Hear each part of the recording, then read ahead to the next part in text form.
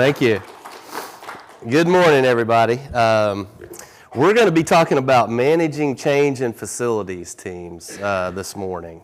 How change management can improve your organization and reduce friction in new processes. So just a little bit about myself. My name is Marcus Edwards. I am Customer Engagement Manager with a company called FMX, Facilities Management Express. We are a CMMS, Computerized Maintenance Management System, software. We work with a lot of school systems specifically. And our software does a lot of different things. We try to be kind of like a one-stop shop for work orders, facility management, asset tracking, capital planning. There's a lot of different things that we do. We sort of combine it all into one platform. So, but in my past, I worked for Buncombe County Schools in Asheville, North Carolina. We were the 13th largest district in North Carolina. We had about 25,000 students, about 4,000 staff. My role there was maintenance technology supervisor. Get a lot of questions about that title. It's kind of a weird one. I was sort of like the middleman between our maintenance department and our technology department. I started out with the district working on all of the copiers and printers at all the schools. We had kind of a unique situation where we did all that work internally. I know a lot of districts and higher ed, they outsource that to like a company to come in and work on their stuff, but we did it all internally. So I managed a staff there. That was kind of my background before I came to work for the school system. I worked on printers and copiers. And so started there in that aspect, and they quickly moved me over to being sort of the CMMS admin. We had a product called SchoolDude there for a long time. We had used it for probably 15 to 20 years. It was well ingrained into our daily lives. And we sort of got to the point where it wasn't really working for us anymore. There were some more things that we wanted out of it that we couldn't really get. And I'll go into a little bit more detail on that situation at the end of my presentation. I've got kind of a case study that shows off how we managed that change, switching from one platform to another. But really, what we're going to talk about this morning is managing change. So that's my quick introduction. Here's my agenda for today. We're going to talk about the 6 steps of managing change. We're going to talk about key roles. We're going to talk about common pitfalls, user adoption, and then sort of my case study on implementing that CMMS. So what is change management? Pretty simple. Everybody deals with change almost on a daily basis. It's a disruption in the way things have been.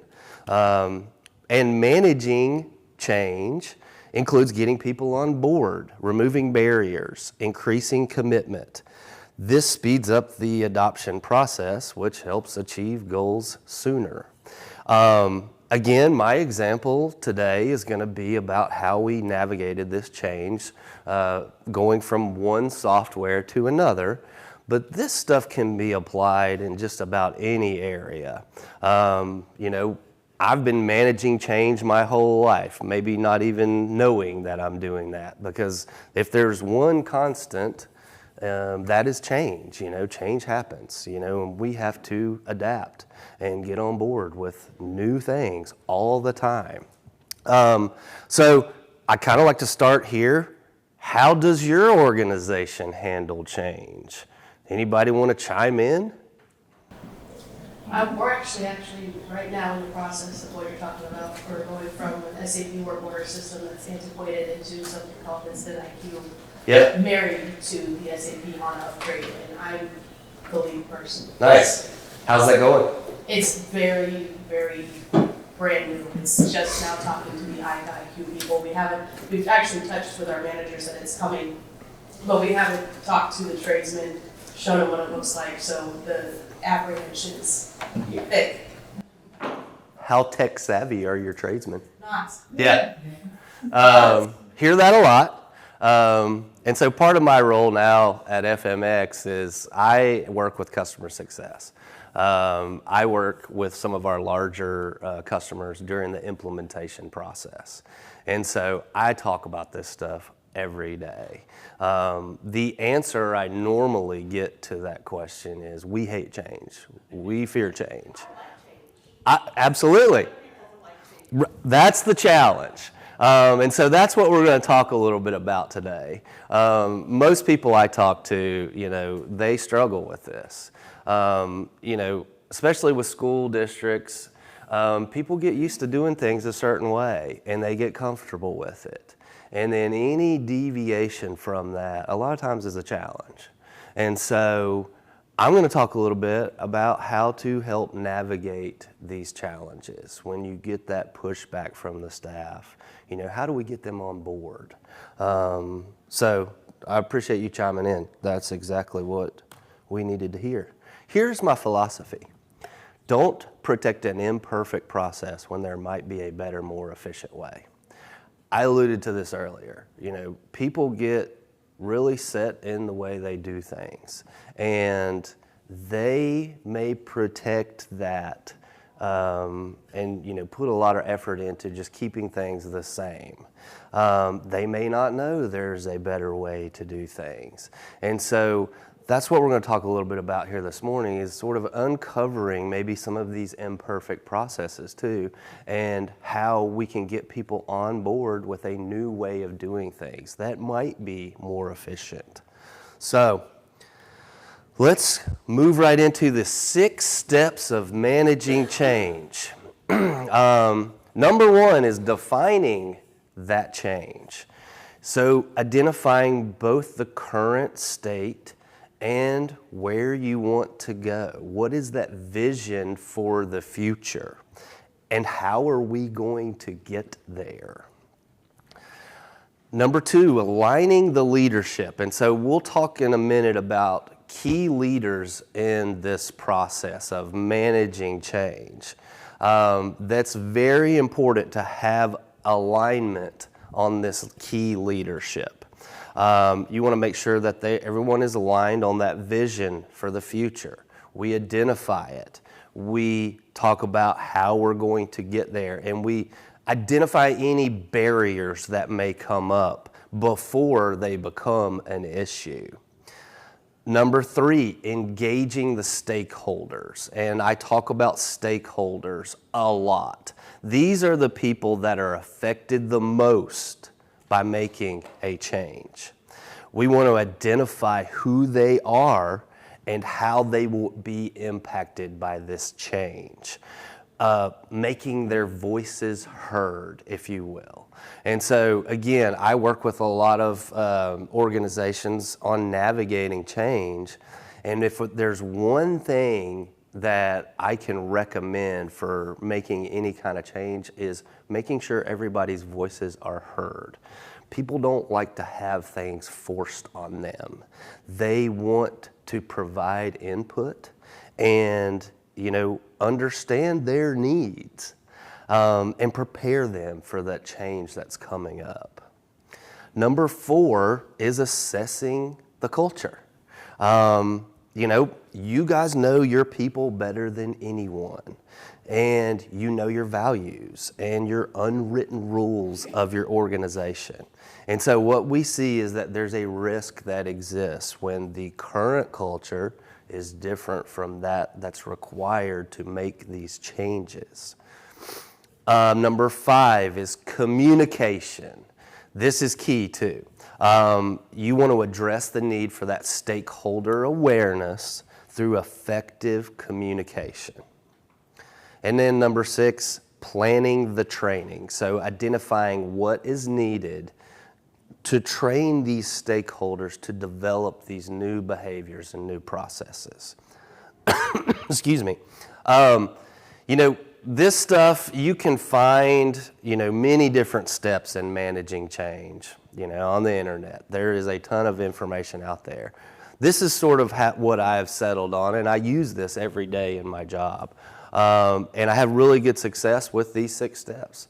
You may see some other steps associated with managing change, but for me, this is the 6 that work really well.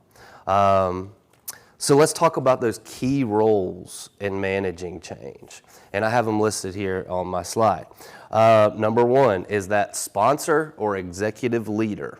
So this is sort of the boss of the project. They have the authority to move the project forward, and they can also hold the stakeholders accountable.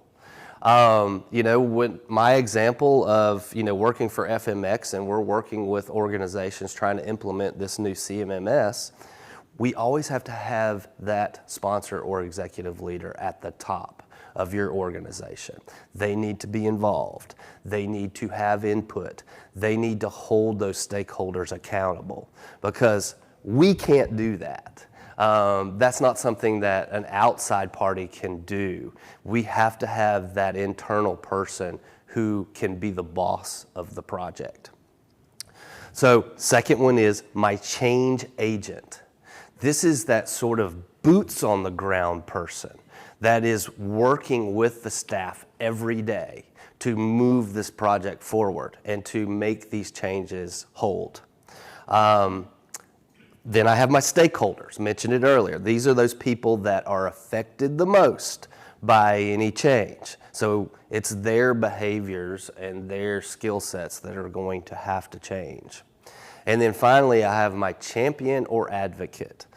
This one's a little bit harder to define. I like to think about the champion or advocate is, who is the best counselor for the staff? If your staff member is having a bad day, is there someone that you have that they can go to sort of talk them off the ledge, if you will? And so I'm going to talk a little bit more about these roles and who played these roles within my district when we made this switch. But like to sort of define them here, and just, again, food for thought as we move through this. Just try to think about, how you would manage change within your organization. Couple of key points here. The change agent is not the sponsor or the executive leader. These two roles work very closely together to build support for the change. But the change agent is responsible for those more day-to-day tasks, whereas the sponsor or executive leader is going to be the boss. Another point I like to make here is that sponsor or executive leader is the most critical role in any change project. So it's their authorization of the change and their ability to hold the stakeholders accountable. That's going to be the key to success.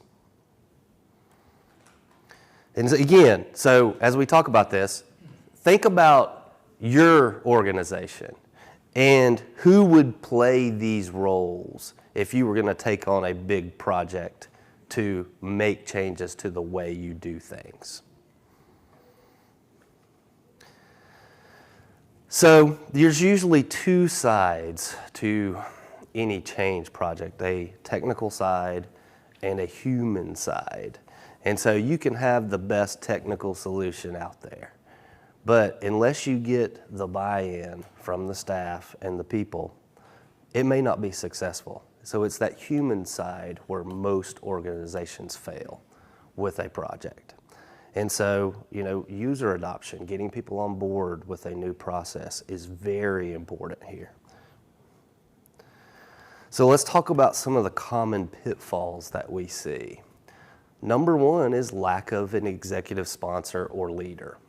If you don't have that sort of boss of the project who has the authority to hold those stakeholders accountable, it's probably not going to be successful. And so we talked a lot about that alignment of those key leaders. So that's the key to success as well. Excuse me. Remember that you're all aligned on the decision to move forward with this solution. And so when the going gets tough, we're going to fall back on that alignment. And we want to stay positive and try to reduce the negative comments about, this is hard. What's in it for me to learn this new process? And so keeping those leaders aligned is very important with this project. So, you can expect disruption in performance and productivity.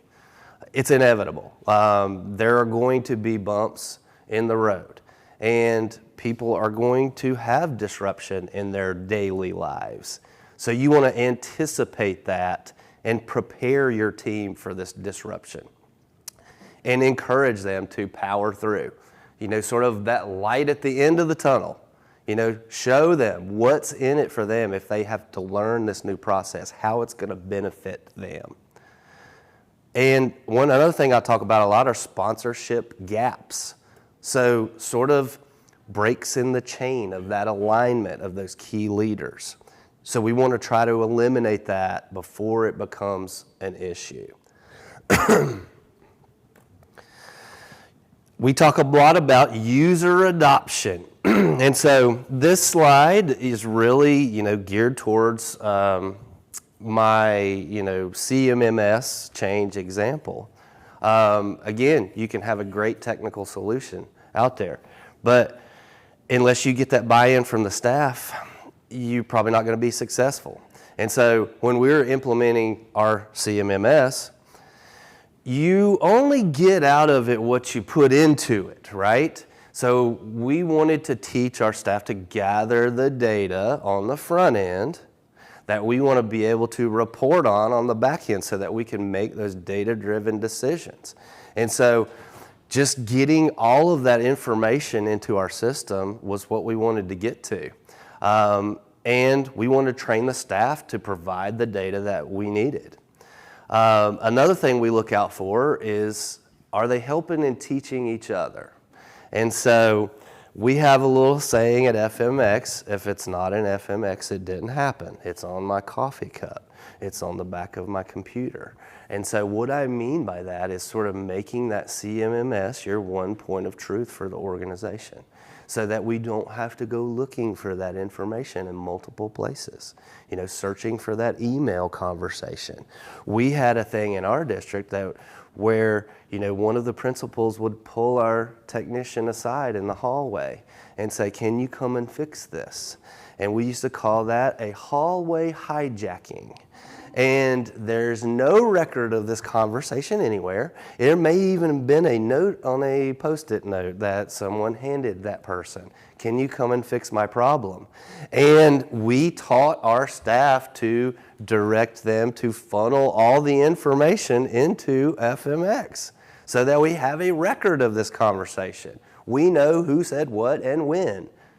And so that was super important for us. We wanted to, drive all that information into our site so that we have a record of it. And so, user adoption, getting your staff comfortable enough with this new process that when you have a new employee that comes in, that they could train them to use this process themselves. That shows us that they've adopted to this process 100% if they're taking on ownership. Sort of those early adopters to our project. The people that really excelled at it up front, we had them help us train the rest of the staff. That was super important. Another thing we had really good luck with was how we rewarded them when they excelled at the user adoption. It doesn't have to be something fancy. It could, be, just a congratulations. You've done a really good job at this. Maybe you've earned a gift card or, whatever it is. But showing them that adopting to this new process is important and rewarding them when they do so. I love this one here. Getting away from the "that's how we've always done it" mentality. So, again, people get very comfortable with doing things a certain way. And, that's one thing that used to drive me crazy at my district is I would hear this all the time. That's not how we do it here. Or that's not how we've always done it. And, just trying to change that mindset. And maybe there is a better, more efficient way to do this. And here's what's in it for you if you adopt to this new process. And finally, working smarter, not harder. We had a pretty large staff, and they were stretched very thin. They worked really hard. We couldn't ask them to work much harder.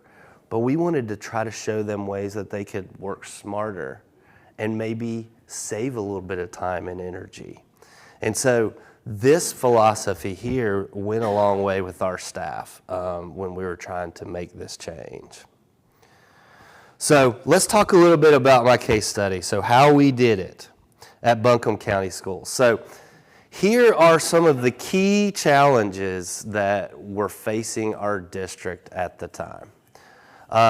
Number one was the reporting. We were not able to pull the data that we needed out of our old system. It was really time consuming to try to get that information that we were gathering out. And so that was the main issue we had when we decided we needed to make a switch to a different platform. We just weren't able to find the information that we needed. We could not run clear, concise reports. Another main issue we had was there was no separation between our long-term sort of capital projects and our day-to-day reactive maintenance. It was all done under the same platform. And so we had no insight to what we were spending on reactive maintenance versus, our long-term projects. And so we also didn't have any visibility into team performance. We didn't know what everybody was doing. There was no good way to track, our labor hours, our cost associated with certain jobs. We were gathering all that information on the front end, but it was really hard to get out and to actually have some hard data to show anyone what we were doing. We also had a huge issue with usability. Our staff was really old school. I mentioned we had SchoolDude for a long time, but we actually didn't even use that system to its full capability. A lot of our technicians would print out their work order from Dude on a piece of paper. They would carry that paper out to the school. They would write down what they did and how much time they spent and if they used any inventory. And then they bring it back to the shop, to the dispatcher, and she would enter that information into the system. So, our guys were not very tech savvy. And so as part of this switch from one CMMS to the other, my boss had the bright idea that we're going to actually teach everybody to do their work electronically as well. He wanted to get everybody a device to, actually enter their own time and inventory used and what they did. And so that was how I kind of got involved with the CMMS project. Not only did I have to teach them a new process, I had to teach them to use technology all together. And I've got a little story about that, my cut, copy, and paste story. So everybody in here knows what cut, copy, and paste is, right? So I remember when my boss came and told me, hey, you're gonna do classes and teach these guys how to use computers and like smartphones and stuff. And I was like, oh man, this is gonna be great. I'm super excited. So I went home that night and I came up with a slide presentation and I had like about 10 slides in there. And so I was meeting with all these guys in the conference room the next morning and I brought in like 20 at a time and we'd run through this slide presentation. And so I got into work the next morning and got them into the room. Cut, copy, and paste, I think, was my third slide in my presentation. I didn't even make it to that third slide in that hour that I had with this group that morning. It took me almost a full hour just to get them logged into the device. And I remember what I felt like that day. It was like, wow, I've got to kind of punt here because these guys think cut, copy, and paste is advanced computing. That's their skill level, technology-wise when we started this project.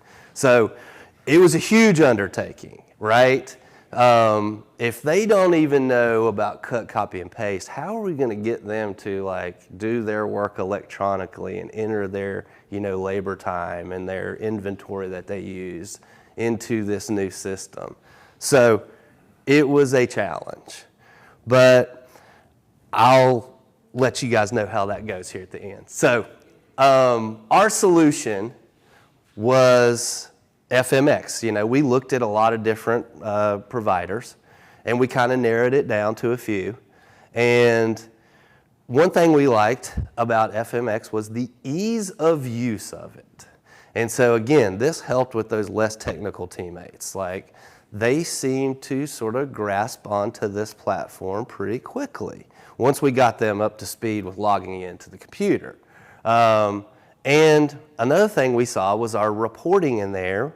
Everything was just a couple clicks away. We could generate these reports that we needed about team performance, about how much we were spending on certain projects in certain buildings, So we could also get some insight into that team performance, like how much time is this person spending on this project, down to the dollar, down to the specific technician. And so again, this fit our needs very well. And so we talk about those 6 steps here. We defined that change. We realized our current situation was outdated, and we needed to empower our staff to use the technology that was available to them. We also needed to make data-driven decisions. That was how we defined this. We aligned our leadership, and I'll tell you in a minute about who played the key roles for us. So we would meet weekly to discuss, our vision for the future and any barriers that were coming up so we could mitigate them before they became a problem. We engaged our stakeholders. They resisted this. They did not understand why we were doing this. And so we showed them how this would benefit them. Our culture, I mentioned it earlier, that's not how we do it here, or that's the way we've always done it. We changed that to, this is the better way we do it now. And so our guys started to see, actually, this is a better way. And we showed them that it actually saved them time. And they were better prepared for whatever it was that was coming up. They had all the information they needed right at their fingertips.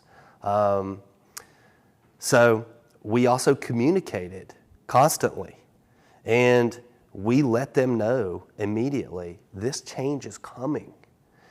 You need to get on board with it, or you might get left behind.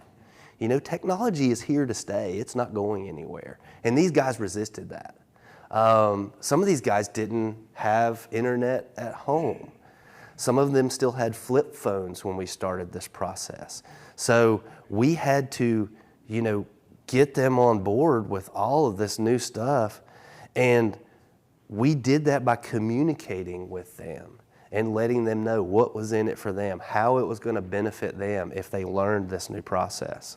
So their knowledge and their behavior had to change. And we communicated that with them from day one. And then finally, we planned how we would train them. So we broke them into smaller groups by their almost tech savviness. Some of those guys that really struggled with this, we pulled them aside and worked with them individually. And some of them we didn't have to spend as much time with as others. And so we used those early adopters to kind of help us get the rest of the staff on board. So for my district, these are the people we had in these roles. Our sponsor or executive leader was our director of maintenance, Clark. He had the authority to hold everyone accountable to the changes we wanted to make. And I was the change agent. I was the person that was the boots on the ground.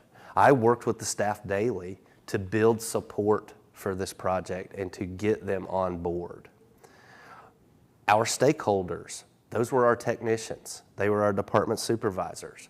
They were our principals and our assistant principals out at the schools who were submitting in the work orders. So these people, and there was a lot of them, we had like 4,000 staff. And what we had done in the past with SchoolDude is we only had a set few people at each school who could enter requests in. But we realized that wasn't really a clear picture on what was going on. So my boss had the bright idea, he's going to open this up to every staff member. Any staff member could submit a request. I didn't like that situation. I did not like that situation. But it didn't take me long until I got on board with it. And I'll tell you why. It increased communication in my district so much that people embraced this. Their voices were all of a sudden heard. And we could communicate directly from our maintenance staff to whoever it was out at the school that submitted that issue. And they could communicate back and forth right there within FMX. There was a lot of discussion about this early on. And when we started the project, that's not what we envisioned it being. We wanted to kind of stick with the way we had it. But we managed this change and we realized that this actually worked better for us. And it empowered our staff to embrace this new way of doing things. I'm not going to say that that works for everyone, but it did work for us. And I was one of the people who were against it at the beginning, and I changed. I changed my tune. You went all the way down to like a teacher level that would be able to put something on there? Yep. Yep. So we used single sign-on. We incorporated that within FMX, so that if you had a Buncombe County Schools email, you could log into FMX using those credentials. It was one click of a button. If you were logged into your browser, it logged you right into the site. Now, we limited what everyone could see and do in there. So it's a very permissions-based system. You can control what people can see and do. For most requesters out at the school, they didn't have very many options. They could pick from a predetermined list of what their problem was, and they could submit a request, and then our technician could communicate with them right there in the request. And, for an example, they could put in a request, say, I've got a hole in my wall. And the technician could message back, could you send a picture of it so I know what it looks like before I come out to fix it? And they could snap a picture with their phone and upload it right there to the work order. So that then when the technician got out there, he already knew what he was getting into. He knew how big of a piece of sheetrock he needed to fix this hole. And so that was one of the big successes of this project, is it increased communication from our department to those people out at the schools. And that was a big success for us. My champion or advocate was our Associate Director of Maintenance, Greg. And the reason why we picked Greg, he had a really good way with people. He was that person that if you were having a bad day, you went and sat in what we called the counseling chair. He had this big easy chair right beside his desk in his office. And so if you were struggling that day, you were having a bad day, you went and sat in that counseling chair and he talked you off the ledge and made you feel better about your day. So he was very key in getting those stakeholders on board, especially within our maintenance department. When these guys struggled with this user adoption and learning this new process, they went in there and sat in Greg's counseling chair and he told them, here's how it's going to help you. If you learn this, this is going to be the benefit for you. And they started to come around and they started to get on board. So next thing we know, we're able to increase productivity and efficiency across the board with our department. We were able to separate those long-term projects from that reactive maintenance and report on it separately. We had key performance indicators for accountability. We were able to see how many work orders each technician was taking care of on a monthly basis, how much time they were spending on each different project. And we came up with some numbers that were, goals to hit. We would like your response time to be, 2 days for these requests. And we would meet with the staff every month and see how everybody was doing. And we would reward those that excelled with their response and resolution time. And those that were behind, we encouraged them to catch up to their coworkers. And so we started to generate sort of this competition-like environment where they wanted to beat each other out. And I wanted my response time to be better than Andy's. And so they started to generate excitement for this, and they started to make it competitive. And the results were huge for our district. We were able to easily spot issues with that team performance report that we were able to get out. And so everybody was all of a sudden on the same page here. We were all working towards the same goal, which was to increase productivity and efficiency. And this allowed us to do that. We got to the point where we were able to justify cost and resources. We had configurable reporting at our fingertips. We could see how much time we were spending on certain issues at certain schools. And it provided transparency between departments. There were no secrets anymore. We knew what everyone was doing. And this justified hiring more people. If we could show, we're spending this much time and energy on this stuff, this department probably needs another guy. This one probably has too many. And so we were able to make those data-driven decisions based off of all this information we started gathering. Another big area we sort of revamped with this project was our warehouse. FMX has an inventory management piece to it.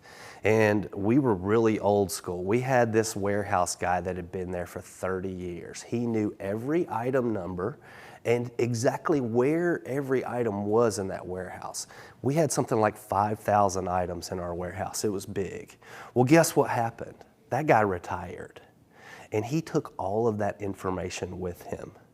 And so the new guy who came in, he didn't have all that historical data in his head. So we needed a good way to sort of revamp this area. And we did it. We put QR codes on every item in the warehouse. We had insight into usage and costs. We could now easily track and check out parts on a mobile device. So the warehouse manager could go out in the warehouse and scan that QR code and attach it to that technician's work order. Super easy. He could look in there to see where the items were. They all had a row and a bin. And so this was huge for us. Another thing we did was we started tagging all of our big pieces of equipment out in the field. So when the technician goes out to work on this chiller or this boiler, there's a QR code on it, and he can scan that QR code and it'll pull up on his phone or tablet and show him everything about that piece of equipment. He could see the service history.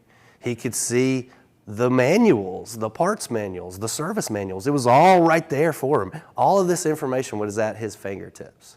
And so our technicians really liked this increase in information. And that's how we kind of got them on board. We showed them this is how it's going to benefit you. You don't have to go drive back to the warehouse to find that part that you need. You can look on your phone to see that if we have it or not, or if you need to go to the supply house and buy it. And so we had a lot of insight with what was going on there. We boosted our team confidence. They embraced technology and computer skills. At first they resisted it, and when they started using this stuff, they realized, man, technology actually is great. Next thing we know, our guys have little side businesses on Craigslist, and they're buying and selling lawnmowers in their free time. And I never thought that some of these guys would ever, embrace technology, but the next thing we know, they're starting their own internet side business. We empowered the user ownership. Everybody took on more responsibility. We increased that team efficiency because everybody was working towards those same goals, those same KPIs, and it became a competition. And, it became that liaison between our departments. There was visibility into costs and resources, and it increased our communication across the board. So, one thing to take away here is, what aspect of change management would you like to introduce into your organization? Key takeaways, those 6 steps of managing change. Avoiding those common pitfalls, that alignment, expecting disruption, eliminate those sponsorship gaps, empowering user adoption, and questioning those imperfect processes. And remember, turning "that's the way we've always done it" into "this is the better way we do it now." So we've got a few minutes left. Any questions?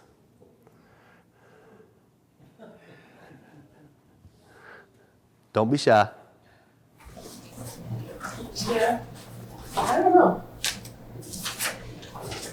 In regards to your CMMS platform, who are the biggest customers? Well, in this area, we work with Miami University Athletics. We also work with Florida State University. Our company's based out of Ohio. We have a ton of customers up there. One big one that I've been working with lately is Charlotte Mecklenburg Schools in North Carolina. I think they're, one of the top 20 school districts in the United States. They have something like 185 schools, and I think 180,000 students.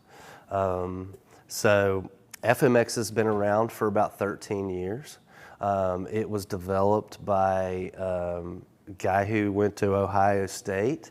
He realized he was working in like an energy efficiency company, and he realized there wasn't a good platform for K-12 schools to manage all this stuff. So he developed this software on his own, and it's come a long way since then. Another thing that we do a lot is, I'm a former K-12 employee. We have a lot of people like me who have come on board, who sort of bring that expertise. And, it was really developed for school systems. And now, since we have expanded out and we're doing a lot of higher ed and municipalities, basically, if you have buildings, assets, and people, FMX can help you manage all this stuff. Did you charge per users? So when we're doing K-12, it's based off of the enrollment of the school. And then in the other markets, it is based off of user licenses. We price our K-12 a little bit differently than all the rest because, a lot of times we see you need a larger number of users there. And so it's very module based. You can pick and choose which modules you want. If you just want the work order maintenance request, you can just get that one. If you need, the scheduling of the spaces for events and stuff, you can just get that one. One thing that's built in though is the asset tracking. Regardless of which modules you choose, you can, track your equipment or assets. That's just included. So yeah, a little bit about the pricing there.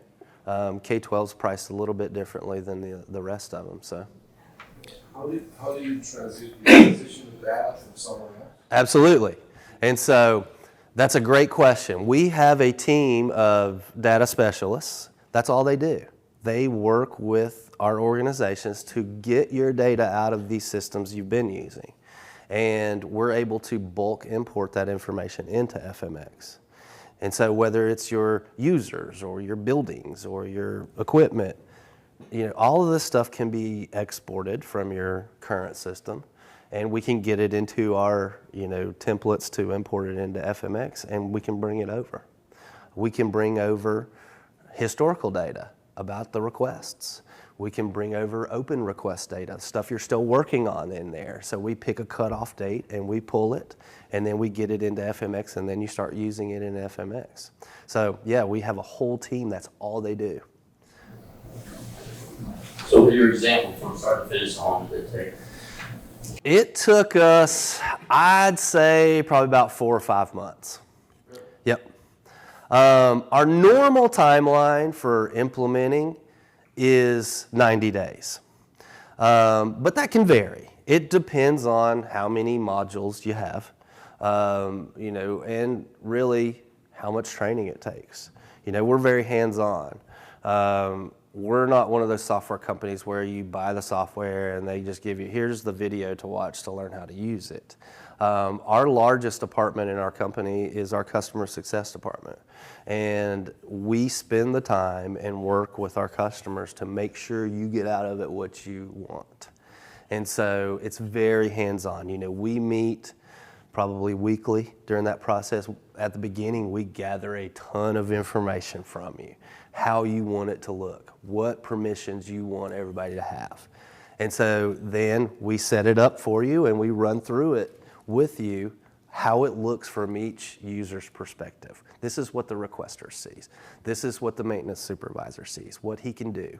And so we really zero in on what you want, because it is very configurable, is one thing that I really love about it. That's a little bit different from a lot of systems, is we can kind of meet you where you are, and we can show you kind of where you want to get to, and we'll help you get there. That process can take longer for some districts. Some catch on to it pretty quickly, but we are flexible with that.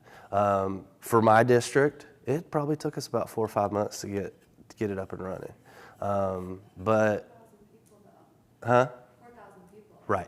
Right. And it varies, it depends on the scope of the project, how many people we're trying to bring on board, how many different modules you're implementing, how much data you're bringing over.